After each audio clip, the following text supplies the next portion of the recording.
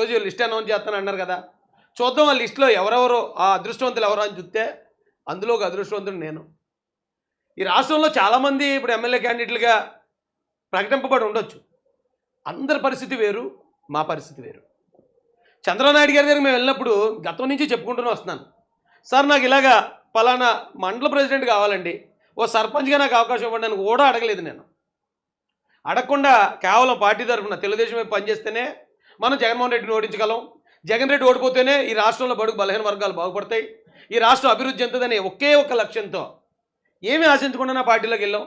వెళ్తే సరే కుర్రోళ్ళ క్యాడర్ ఉంది, మనం ఏమైనా ప్రోత్సాహం ఇస్తే గట్టిగా పనిచేస్తారనే ఆలోచనతో వారు ఎస్సీ స్టీరింగ్ కమిటీ మెంబరు, అధికార ప్రతినిధి, మాల వర్టికల్ లీడరు, ఇలాగ అసలు మేము ఊహించనంత అవకాశాలు కల్పించారు చంద్రబాబు నాయుడు గారు.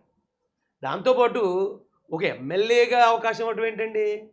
ఈరోజు ఉదయం నుంచి నా ఫోన్ ఖాళీ లేదు.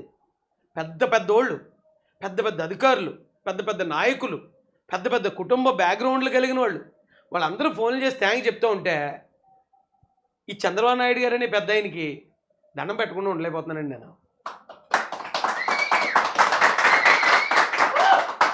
అలాగే నారా లోకేష్ అనే ఈ యువ నాయకుడికి కూడా నేను దండం పెట్టకుండా ఉండలేకపోతున్నాను సార్. ఎందుకంటే మాకు చాలా గౌరవం ఇచ్చారండి.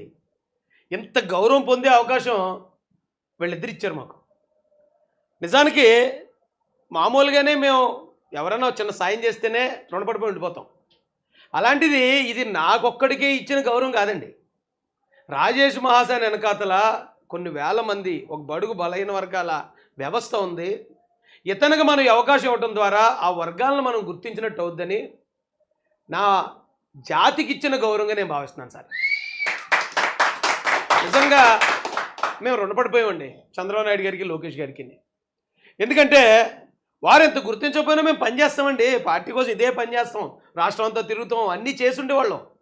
ఇంత గుర్తించాల్సిన అవసరం లేకపోయినా, మేము ఎక్స్పెక్ట్ చేయకపోయినా, అసలు చిన్న ఇన్ఫర్మేషన్ లేకుండా, అరే ఒక ఎమ్మెల్యే స్థాయి మనిషి అంటే ఎంతో లాబింగ్ చేయాలి, పెద్ద పెద్ద వాళ్ళతో మాట్లాడుకోవాలి, రికమెండేషన్లు చేయించుకోవాలి.